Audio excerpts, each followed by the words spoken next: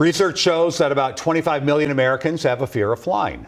Recent incidents like the crash landing of a Delta flight from Minneapolis to Toronto and this near miss of a Southwest plane with a private jet in Chicago aren't helping travelers feel safe. So how can you manage those feelings? WCCO's Jonah Kaplan takes us to the airport where a class is helping to keep those flying fears at bay. You hear stats that almost a quarter of people are afraid of flying, but nobody talks about it on the plane, so you feel like you're totally alone in that situation, gripping the seats. Beth Marr was a longtime air traveler who took a 10-year hiatus after an experience on her honeymoon. It felt like we dropped out of the air, and I felt like my heart stopped. Like on a roller coaster? On a roller coaster, but not in a fun way. I think it was fear of the turbulence, immediately followed by fear of my own mortality, that I was pretty sure we were going to crash. And we didn't.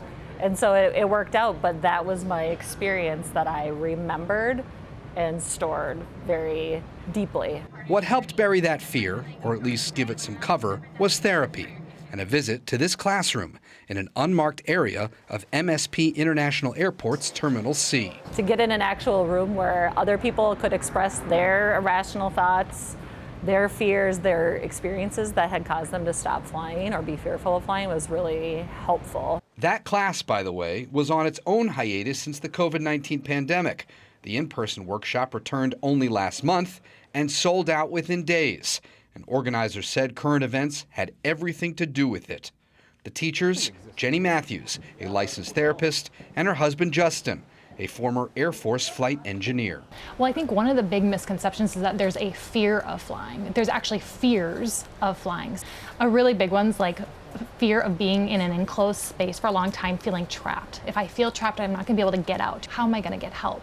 There's all these what ifs that come in that can range all over the place. We can say what if, but really when there's going to be another crash, when there's going to be another near miss, how can people manage that anxiety to make sure they're not triggered again?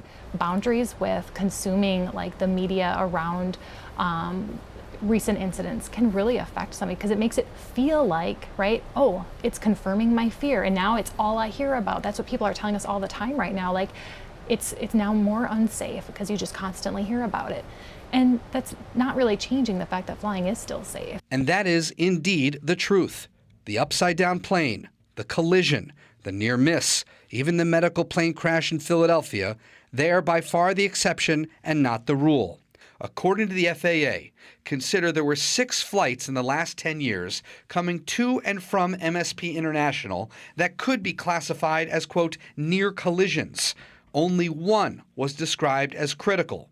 Also in those 10 years, federal investigators recording 7 mid-flight equipment issues. 2 of those were bird strikes. The others included 1 broken nose gear and another, a window crack in front of the first officer's seat. No one was hurt. And in that same decade, by the way, there were roughly 4 million takeoffs and landings. So 13 out of 4 million, or 4 1,000ths of 1%. Jonah Kaplan, WCCO News. Jenny and Justin Matthews will host another Fear of Flying class next month. The classroom at MSP is also used to help anxious flyers learn and feel better about the process on the ground. Some classes are geared for those with autism.